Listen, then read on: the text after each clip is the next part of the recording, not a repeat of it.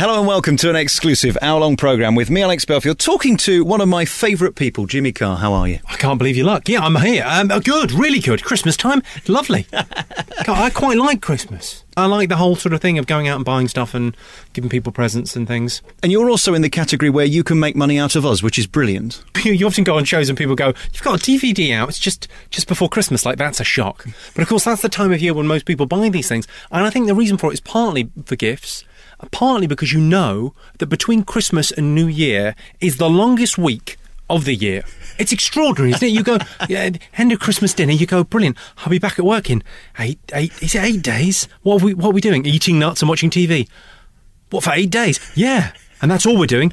Yeah. Weirdly, that is all we're doing. So yeah, it's a great time of year for watch. I think you sell a lot after Christmas when people just go, I've got to watch something.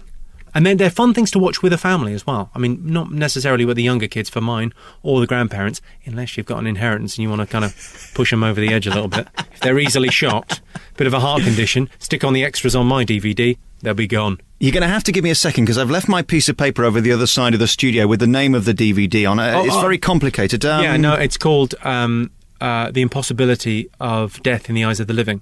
That's sculpture by Damon Hirst. Mine's called Comedian. It's literally...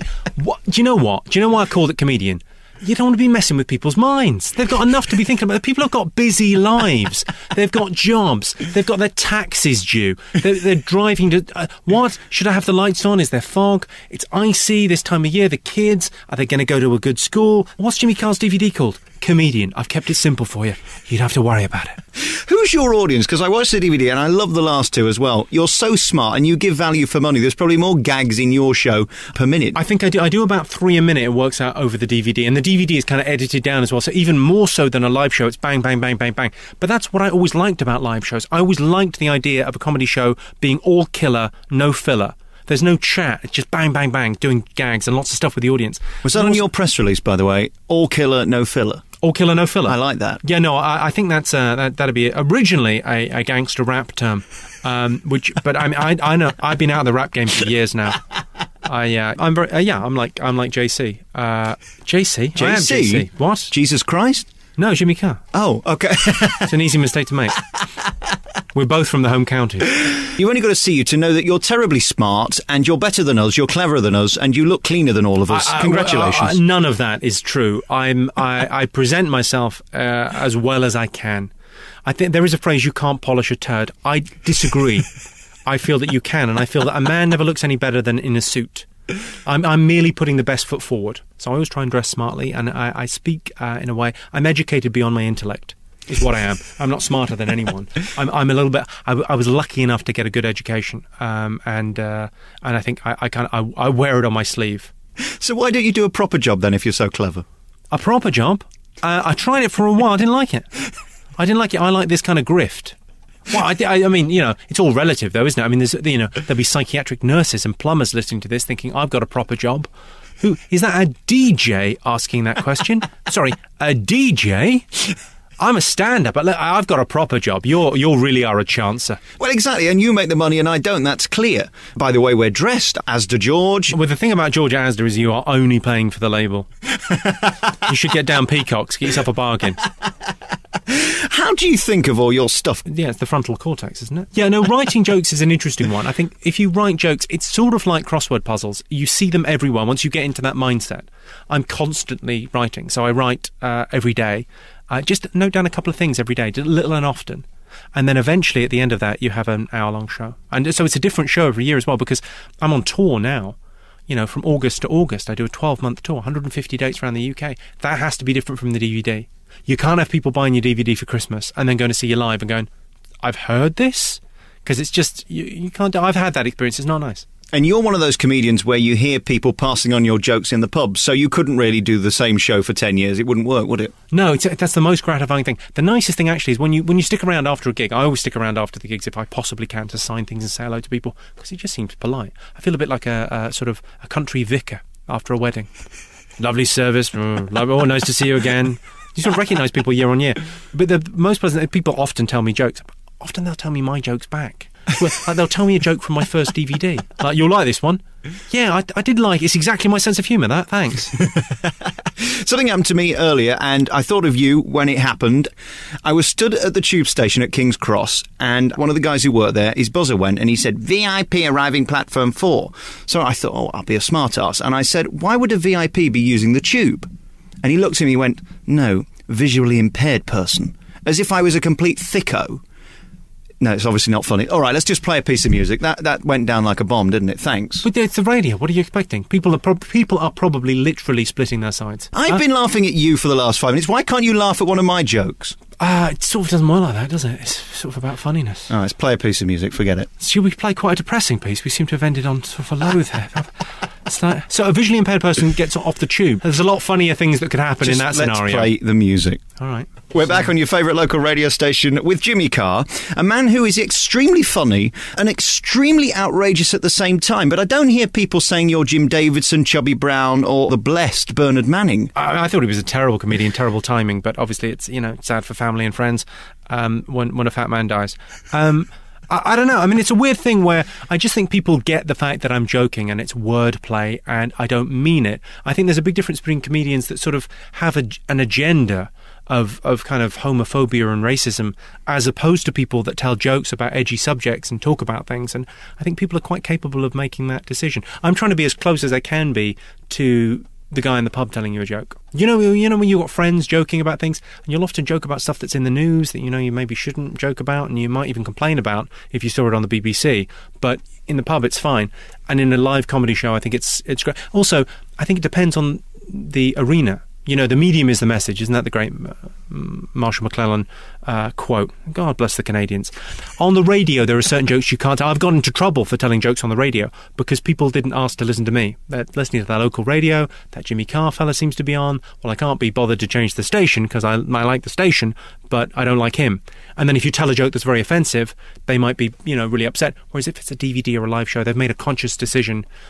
You have to take offence. I don't think you need to defend it with that. I think it's fine to talk about that stuff. And I think it's... I was talking the other day about sexual fantasies on stage. There's a bit in the new show that I'm touring Repeat Offender about sexual fantasies, and we were chatting about sexual fantasies, and people were saying, well, I'd very much like, to do it here or do it there, a Mile High Club or with two women at the same time, all that sort of stuff. And someone shouted out, standing up, as their ultimate sexual fantasy. And I said, what, standing up? What? Are you in a wheelchair? And of course he was in a wheelchair. And it's those guys with disabilities, guys that, have blind, deaf, whatever you've got going on, you've got it going on. The joke is not the thing. And I think often it's people are offended on behalf of someone, which I can't think of anything more patronising. I would agree, absolutely. Your show isn't like a BNP rally. Having seen Bernard and Chubby and just interviewing Jim Davidson last week, it's interesting he now spends the first 40 minutes of his act explaining his act. It is interesting, though, having watched Ricky Gervais's brand new DVD, I don't quite understand how he gets away with it, because he's basically laughing at all different minorities and groups and disabled people, but because he's a character, people seem to let him get away with it. But actually, it's equally as offensive. I don't think he's getting away with anything. I think he's a great comedian. He's really funny, and he's clearly not a bigot. I think it's just the big difference is your perception of Bernard Manning, whether he was or not, and I think he probably was he was a bigot. The perception of Jim Davidson, on that cookery show, whatever it was this man actually seems to be a bit homophobic. No one minds telling a joke about something, but if you mean that, if there's a message behind that joke, then that can be a very dangerous thing. I would disagree with you slightly on the Jim Davidson thing with the programme. I'm not justifying his act, but I think he was set up on that show, and the way it was edited, if it was so offensive, why did they repeat it 40 times and make it last 2 nights? Why didn't they just delete it and kick him off? Yeah, I can see. I mean, yeah, you can always dress that up, though, can't you? On a reality TV show, I think the edit is important, but I've worked on TV shows with that kind of turnaround edit. There isn't time for that. Genuinely, it's not possible to do that. It's you basically you have some stuff that happened that day and you show it that night. There isn't time to sit down and go, right, what stories are we telling here? Over Big Brother, there might be more of an opportunity because they've got a 24-hour edit and they're planning it weeks in advance. But on that kind of show, you know what? If you say something bigoted and you say it aggressively, calling someone a puff, let's say, you could say, well, that's a homophobic, horrible thing. But it depends how you say it. Depends how you say it, depends who you say it to, depends how obviously, gay-friendly you are as an act, and depends what you follow it up with. And you're very gay-friendly. I mean, they love you, don't they? I was asked last year to judge Mr. Gay UK. I said, no problem at all. He's against nature and against God, and he's going to hell. We're back on your favourite local radio station talking to Jimmy Carr. I love talking about comedy because I do think it's fascinating how you either justify your material or how you come up with your material. I try not to justify. I try to be very sort of clear on that. I've made the mistake a few times for apologising for a joke. It's a disastrous thing to do. I think what you're brilliant at is saying what we're thinking. You seem to work very hard on bringing it down to as fewer words as possible as well. My favourite joke at the moment is venison's dear, isn't it? 4 words, come on, beat that. I'm trying for 3. My previous record was throwing acid is wrong in some people's eyes, which was a mighty 7 words, which frankly, that's a novella as far as I'm concerned. And yeah, I like keeping it pithy. I like it to be short and to the point, and I have a lot of those ideas. Because that sort of sense of watching comedy, if you buy a DVD or whatever, you kind of, I'm not so keen on that joke. Oh, there's another one. Oh, I like that one. Oh, there's another one. Oh, there's another one. Oh, and it also means you can watch it a few times. If you're spending 15 quid on a DVD, you want to be able to watch it a few times. Does that kind of work against you? Because when you've come up with something so brilliant that everybody wants to tell everybody else, you've then got to drop it because it's then not yours, it's everybody's. Yeah, I think once you put something on a DVD, I think that's it for you. You're not going to tell those jokes again, which I think is quite nice. I think it makes you write more stuff. And it used to be in the old days you would come up with an act and you would never bother changing it because, you could just tour it forever, in the old days of music hall or whatever. And now you need to change it every year. And I do a new show every year, a new tour show, and try and bring out a DVD every year. And it strikes me that that's a very interesting way to be. It keeps your mind going and it's fun. Are the opportunities for wordplay infinite? Yeah. Absolutely. I mean, it's a huge, huge language, and there's so much you can do, so many playful things, and I think it's just endless, absolutely endless. I'll tell you what I love about doing what I do. Sometimes people will come up and they'll say, I went up to the airport information desk. I said, how many airports are there in the world? Now, I've had people come up and go, now whenever I travel and I see an airport information desk, I can't help but think of that. That's the joke that I think. It's a lovely thing when you kind of a situational joke. There are certain songs that I hear. Do you get this if I'm travelling in London, if I'm at Victoria Station, I always sing the old Kinks song, Victoria. I was to Victoria, as you're walking, Or if I'm on the tube late at night, it's down in the tube station at midnight. It's always kind of those little things. I like those little jokes that you carry with you. Terminal building always associates with a joke. When I see that now from the old comedians that would do the joke, I don't trust airports, it's called the terminal building, things like that. How do you know, though, that it's funny? I do loads of shows in tiny little rooms just to test whether something's funny. The interesting thing is 40 people above a pub will know as well as 3,000 people what's funny and what isn't. And sometimes as a comic you think, oh, that's going to be a brilliant joke. It's nothing. You got nothing. And sometimes something that you thought was inconsequential and you nearly didn't try is the best joke of the set. It's weird, but the audience always knows best. I love Bob Monkhouse for that. He was a great orator and also a great writer and loved his comedy and loved his wordplay. He said that a joke that he thought was brilliant, his local vet and taxidermist have gone into business together called Either Way You Get Your Dog Back, and it never got a laugh. But to him it was his favourite joke because it was just so clever. Is there material that you write now that you wish you could put in but nobody else finds it funny? Yeah, there is, but often I go back to stuff. Often I'll sort of write something that doesn't make the show, doesn't make the deadline, but then you'll look at it again 6 months later and go, oh, I tell you why, it's kind of... Because there's a great analogy. It's not mine, actually. It's Jerry Seinfeld said this in an interview. Jokes it's like getting someone to jump over a chasm, a joke, okay? And sometimes the chasm is too narrow. It's like you can just step across and there's no thrill. It's like, nah, yeah, I kind of knew where that was going. It was nothing fun. And sometimes it's too far. Sometimes you're asking, the leap is just too much and the chasm is too wide and they fall down and there's nothing. It's too big a leap. And sometimes it's just right. A joke is, okay, you have to make that leap and it's far enough and it's thrilling and exciting and we went on the journey with you.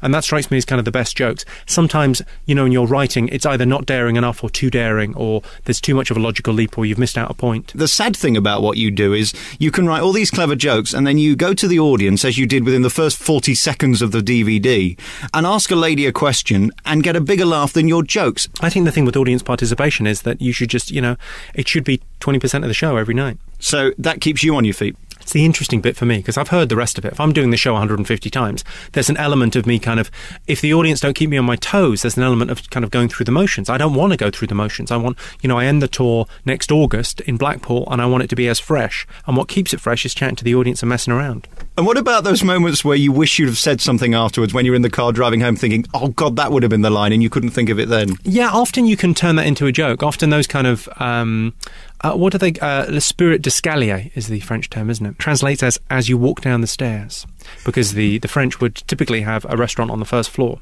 And there was a sense in which, like at the end of a dinner of arguing and chatting, you would think of something just as you were walking down the stairs. Spirit d'escalier. It's a very nice, beautiful sort of term. Trust the French, they're very good like that. Spirit d'escalier. I'm going to make a note of that. Yeah, it's kind of nice, isn't it? A little bit of local radio, but a bit of culture for you. Yeah, lovely. I never thought I was going to learn anything off you today, but it's just brilliant. There you go. But no, often I think the best thing about being a comedian is the fact that in difficult situations, awkward situations, or, when you think, oh, I should have said that, you go, well, I can. I'll say it tomorrow. It will just be a story. Done. When someone heckles as well, you just think, you know what, that's not the last time I'm going to be heckled. We'll be back next on your favourite local radio station. We're going to talk about your childhood and what you were like as a kid. I was smaller. We're back on your favourite local radio station with Jimmy Carr today. I really enjoy your quiz shows. You are very clever at getting the funny bits in, but not taking over. There are some hosts of quiz shows that like to be the star. It's a difficult balance, isn't it? Especially with the type of shows you do with so many comedians around. Sorry, you lost me at other people that think they were the star. I thought I was the star. I'm going to have to rethink my career. No, I think that, when you're a host of a show, it's a very different thing. Like, I like being a panellist on QI or Have I Got News for You on occasion. But really, when you're hosting a show, it's about, creating an atmosphere where you get your funny in, but then let people get on with it and have a conversation and chat with people. It's a lot of fun. How difficult is it on those shows to get the right guests? Because there's one on BBC Two that I almost find unwatchable. It's as if all of the comedians are so desperate to be heard. They overtalk each other, and I can't stand that. And then they try and come back on each other's jokes. It can't be competitive, can it? I don't think it ever is competitive. I mean, I think that's to do with editing as well. I think, often you get very good comics that are kind of edited or produced in a weird way. But no, I think it's, comedy shows like that, it tends to be, if you don't like the show, it's because it wasn't for you. Because it's often the way is on TV, you go, oh, I didn't enjoy that. That was rubbish. It wasn't rubbish, it just wasn't for you. Different sort of caper. We make another thing called the Big Fat Quiz of the Year, which is on around now. I think it's on in a couple of days, which is great. We've got the Goth detectives back. Russell Brand, Noel Fielding. Can't believe our luck. We've got Rob Brydon doing it, Jonathan Ross. I mean, it's a really fun. I think it's great telly for Christmas because it's 2 hours and you can play along at home. I watched the celebration one for Channel 4 and it went on for about 3 days. How long do you actually record for? I think the final edit was about 2 hours, wasn't it? Oh, it's still going on. That's still. I've nipped out to do this, but I have to go back and do a final link. Carol Vorderman was on that show. I think she had 3 surgeries in between, didn't she? It was remarkable. She did, yeah. She's amazing. There's a portrait of her getting older somewhere, isn't there?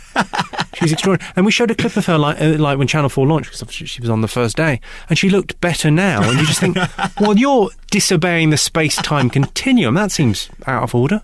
And to think that she's so bright and with numbers and letters, I still fancy her. Yeah, it's a weird one, isn't it? I think a lot of people say that. I like her for her body, but also her mind. Well, they don't say that specifically. They tend to say, I'd like to... Which is a good idea, because it'd take your ages, wouldn't it? Value for money on that. Let's talk about you as a child. Were you as obnoxious as a character you are now? Thanks for that. Yeah, Christ, there's no right answer to that. It's like, when did you stop beating your wife? I mean, I don't think I'm obnoxious. I just think I'm kind of barbed on stage. I tell jokes for a living. It's a weird thing, isn't it? Because I don't come across as very likeable on stage, which is odd, because most comics do. But I just tell jokes and let those kind of speak for themselves. Where you are different, I don't get the impression that you're needy and you want to be loved. A lot of the comics that I've interviewed are... Thank God you said that. I've been waiting for someone to say that, and I just... Oh, thank you. Thank you so much. I'm not really desperate for people to like me. I'd like people to think I'm funny. But as long as they're willing to have sex with me, I don't... Really... Anybody. I'm fine. Take all comers. The thing about your show, as I say, is the speed in which you deliver your gags. The question I have to ask is, how do you remember them all? Is it almost like an actor remembering lines in a play? Yeah, basically, it's kind of you remember them in little chunks. So you go, right, okay, I'm talking about diets and health and stuff. So I've got 12 jokes about that, and you vaguely remember what order they're in, and, as the tour goes on, you get better at it. I mean, do you know what? It's tough remembering jokes, yeah. But someone's listening to this who's digging a ditch, and he's working on Christmas Day, and working as a Santa in a shopping mall, and there's 50 kids on his lap, and he's thinking, oh, gee, I'm 104 degrees under this beard. He's thinking, and you remember jokes, do you? Well done. Great. great. Well done. As far as I'm aware, there's only Monkhouse, you, and Doddy who seem to have the Rolodex of gags, where you say a word and you're right back there. There's Tim Vine as well. He's very good at that. It's a specific style. Were any of those of interest to you when you were growing up? Obviously not Tim Vine, because he's in your generation. I'm less interested in those guys and more interested in people like Emo Phillips and Stephen Wright. I mean, I like Bob Monkhouse a lot. I think he's a very good performer. But really, Stephen Wright, Emo Phillips were my favourites kind of growing up. They're one-liner guys, but they're slightly longer than just a one-line. It's not just a silly joke. It seems to have a root in reality. I like that. Wright's got the most peculiar form of delivery as well. It's so slow, and Emo certainly has. You don't just want an old-fashioned gag man. Is that what you're saying? You know what? I'm a huge comedy fan. I mean, across the board. I like Ricky Gervais. I like Peter Kay. I like Ross Noble. I like Alan Carr. I like Jack Dee. I like Dara Breen. The list goes on. I'm a big comedy fan. But those are the guys that were very much an influence on my writing. Anybody here who inspired you when you were growing up?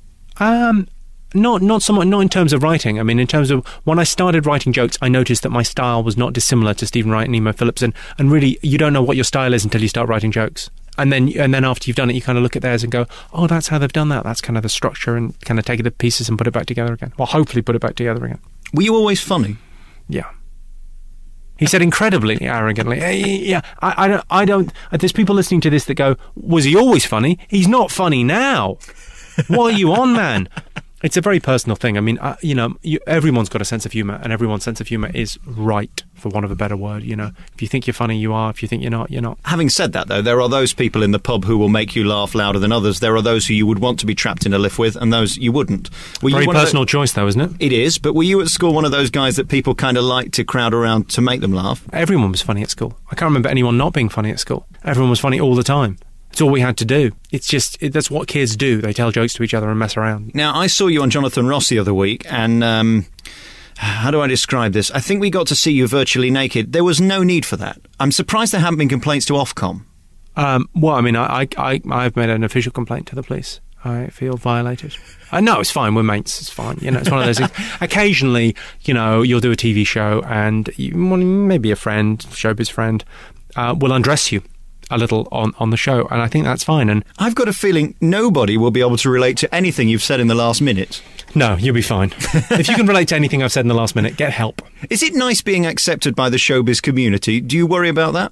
Yeah, I think it means an awful lot, but I don't do it for the for other comics to think I'm cool. There's a lot of people that do. There's a lot of people that are, too cool for school in comedy, and playing tiny rooms, but they've got a great reputation, and it's all about the kind of credibility. I'm very populist. I want as many people to laugh as possible, without being mainstream. I mean, I've never really compromised what I do. It's interesting that I've kind of I've sold out in a very interesting way. I'm a big TV star, and that's great and really fun and lovely, and I get on very well with those kind of showbiz people.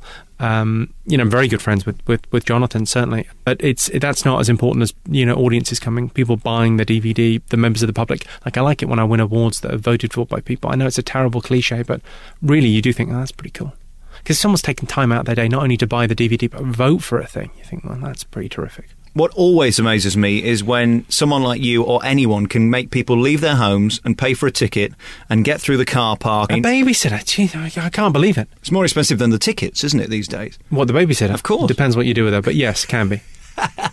And to fill theatres like you do so often, do you think about that, the effort that people have to put in to come and see you? Yeah, you really do. You think about it before the show. I think that's why you get nervous. I think if it was, if it was a free show and everyone had just turned up because they happened to be there, you'd be much more. But, especially when you do a show and people have travelled 400 miles, because they couldn't get a ticket in Birmingham, so they drove to Carlisle to come and see, and you go, right, well, this better be good. It's part of the reason you wait around after the gig to say hello to people as well, because you just feel like, it's always someone's big night. It's always someone's birthday, or they're leaving do, or they're a huge fan and they've watched the video a million times and they know everything backwards. Nice to take the time. It's also a double-edged sword, though, isn't it? Because you've really got to keep on top of your game. I think you're always better live. Live is what I do best. I mean, the DVD's the best thing I've ever done, I think, without any kind of question. I think I'm getting better at it as well, from a low starting point, some might argue, but I'm a better comic than I was 2 years ago. Very kind of uptight, and there was no kind of gap in between, and now I'm just a little bit more relaxed. There's still as much material there, but I'm just a bit more relaxed. All right, let's take a piece of music, and we'll be back with our remaining moments with Jimmy Carr. We're back on your favourite local radio station with our remaining moments with Jimmy Carr. What does your mother... Our remaining moments seems to suggest that things are going to take a turn for the worst here. Well, they are. These are the difficult questions. These are the questions where you might choose to just walk out. And at this point, I don't care, because there's only a few minutes left, so I can pad with music. Nothing to lose. Right. This whole previous 40 minutes has been for nothing. It's just for these questions. I've enjoyed it. That's the important thing. Go on. Exactly. And so have I, but then again, I'm easily pleased. What does your mum and dad make of you? It's a weird thing, because I don't have parents. We'll move on from that question then. Oh, it's fine. I don't mind. Why? That's not bad. That's fine. You should keep that in, because that's part of life too. It's an awkward question, though. It doesn't sound very good when I ask that. It implies some form of vindictive questioning, doesn't it? No, I think that's absolutely fine. There's no problem with that. I think, I do genuinely think that's quite a valid thing to keep in, because I think sometimes you sort of feel like when you listen to things on the radio or whatever, they're a bit sanitised, and people, you'd imagine that no one had ever died. People die all the time. People are estranged from people. It's fine. We've discussed your mum and dad. That didn't go down very well. That's all right. At what point did you realise that this is not something that I'm just lucky at doing? This is a way of earning good money at it. I didn't start till I was 26. I started around the turn of the century, which I'm fond of saying because it sounds rather grand, doesn't it? I started doing comedy at the turn of the century. You're in very safe hands here. Sounds all right, doesn't it? Sounds nice. What happened at 26 to make you the man you are today? I was working and I was a bit bored of my job, and I thought I would give comedy a go, and I was planning to do it as a hobby. I was planning to, I thought I was a success when I was doing 10-minute gigs getting paid 30 quid. I thought that'll do. Fine, a couple of those a week. Keep my head above water. Everything else has been, it's easy to sort of think that there's an avaricious rather. It's easy to think there's an avaricious kind of, barefaced ambition to me that I was always going to be on TV, but of course I wasn't. I just got lucky. There can't be anything more terrifying, although I know there is, than standing on a stage and doing a gag and them just looking at you as if you've said nothing. Firstly, there are more terrifying things. I got chased by a shark once. Genuinely, I got chased by a shark. No one ever believes the story of me being chased by a shark because it's so implausible. I was in Key West and we were snorkeling, and I got chased by a shark, and it was scary. The reason no one believes it is because that's basically the story. There's nothing. It feels like it should be a longer tale. Do you think it was your flapping hair that attracted him? Or? Could have been. It was pretty long at the time. Anyway, there are... do you know what? It tends not to happen. In a big venue, I tend to be telling jokes that I know are going to work. And in smaller rooms, it's more of a workshop feeling. And I think audiences really like it in a small room when you're trying out new stuff, when stuff doesn't work. Because it's like they're seeing behind the curtain in The Wizard of Oz. Oh, okay, this is how they get to where they're going. All right. What about in the beginning, though? Did you have those nights when you were either paid off or you just bombed? Not many, no. I mean, it's pretty... You would never get paid off. That would be a very old-school comic thing. You'd always be on. And in terms of dying, I've died a couple of times, but not many. Maybe twice. I don't know whether it's more awkward for the person watching or for the comedian, because you do sympathise at the same time as thinking you really are awful, you should find another job. Yeah, it's pretty bad. Pretty bad. It doesn't happen that much. I mean, it's pretty rare. I mean, sometimes the open spots are awful. But more often than not, they're pretty good. Why do you work so hard with the tour? I notice every theatre I go in, no matter who I'm interviewing or whether I'm seeing a show, your poster's there on the wall, almost non-stop. Is that because you love it so much and you want to keep doing it, or is it just because you want the money? It's a heady mix. No, I do it because there's the opportunity there. I mean, I think I've got a weird for a lapsed Catholic, like properly lapsed as well. A weird to have such a Protestant work ethic. But I like to work. I like to be out of the house and to be busy. I like thinking of jokes. I like telling jokes to people, and it seems like a really easy, lovely job. I only work maybe 4 nights a week. It's not that much. Your DVDs are very grand with the set and everything. Is it you with a mic turning up at a theatre, or is it a big production with catering and all of that nonsense?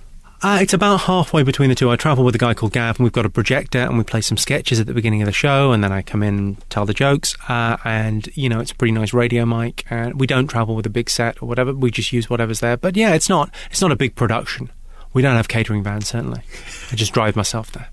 And what about the loneliness? Because hotels are nice for about 2 days and then you want to just get home. Do you try and get home every night if you can? I've got sat-nav in the car, so that talks to me. It's like a conversation. and most hotels these days have got they get the porn from the continent, so it's pretty decent. I sleep in my bed most nights, because it's, unless I'm in Newcastle or, Carlisle, really far north, I can drive home. I've got a carbon footprint like a Wookiee. It is great to talk to you, and thank you for your time, because I know you're a very busy man and you're very popular and everybody seems to want you on, which is nice. It must be great to be in a position where you're asked to do chat shows and things because you'll bring some life to it. Do you know what? It's going to be nice on the other side of it as well. It's going to be nice when you used to be that guy. But you know what? I can live with that. It's fine. Is there any dream left? Do you fancy going to New York and doing it over there, or is there anything? I've done a lot of stuff in the States. I do the Tonight Show a couple of times a year and Conan O'Brien a couple of times a year. That kind of just going on and doing 5-minute stand-up. And I had a couple of series on Comedy Central. I've been very lucky in America, but I don't spend an awful lot of time there. I like working here. I just think it's nice to be in this country, and we're blessed with the best kind of circuit of theatres in the world. I mean, I can't see why anyone would do an arena tour in the UK, because there's just such wonderful theatres around the country in every town. It's wonderful. So no, I'm sticking with it. I like it. You're such an animated performer, although your face doesn't necessarily tell the same story. Your words speak for themselves. But do you think your act would work in an arena? Because it's very different, isn't it, the type of comedy you do? I don't know if it would, actually. I think the biggest room I play is about a 3,000-seater, but it's a good 3,000-seater. There's a weird kind of sense in which, when you travel around as many theatres as I do, you know what, a good 1,000-seater is quite tight. The people are quite close to each other. It's amazing what a difference it makes if there's an extra half a foot on each seat. Like, I play a room in Edinburgh that's a lovely conference centre, and it fits about 1,200 people, and it's about the same size as the Hammersmith Apollo that fits 3,500. Because the seats are that bit more comfortable and it's a bit more luxurious and they've got bigger aisles and whatever, whereas the Hammersmith Apollo is a fire trap. So it's nice, to kind of play about a 3,000-seater. Everyone gets a good view. Over a certain number of seats, though, I insist on video cameras and screens. Because the experience for the audience, if you're right at the back, you can't see if I raise an eyebrow. And sometimes it's nice to be able to go, oh yeah, no, I'm watching him on the thing. I'm just going to, for the close-up bit, I'm going to watch the screen. It's nice to have that kind of thing. But, if you go much bigger than that, you've got to be a performer like Lee Evans, who's just magnetic, huge screens, massive production, and he's dancing around the place. Or Bill Bailey, I haven't seen the show yet, but I'm going to go and see it. I think that'll be good, because it's music. Music you can get away with a bigger venue. I think I saw you on Letterman, and it was interesting. The first couple of gags didn't get much, and then they got you, and I was nervous it's for often you. the way they tune into the accent. It takes them a while to go, oh, he's British. Oh, okay. Oh, these are jokes. He doesn't really mean that. Oh, my God. Do they really talk like that? That's exactly how they talk, yeah. I do. And Jay Leno is one of the friendliest men in show business. Like, he took me out to a movie last time I saw him. We went to see a Terminator movie, and then we went to his garage to hang out. How cool is that? So are we ever going to pretty cool. It's a little bit... Oh, Clunk. Sorry, I've just dropped that name. I'm sorry. I once had dinner with Sue Pollard. You once had dinner with Sue Pollard? Yeah, you've been to the cinema with Leno, one of the biggest stars in the world, and, I know my place. Wow. What did you see? Doesn't matter. Come on, what did you see? Doesn't matter. Come on, tell me. Jimmy Carr, thank you very much for talking to me. Was it a romantic movie? What is the name of the DVD? Did you sit in one of the seats at the back? I can't remember the name of the DVD. Did you? What happened with Sue Pollard? What is the name of the DVD? The DVD? I forget. It's, anyway, it's in your stores. The thing that... It's got Jimmy Carr on it. Thank you very much for your time. It's been lovely talking to you, I think. I like the way it's kind of petered out. I think that's good. A lot of people end on a high. Not here.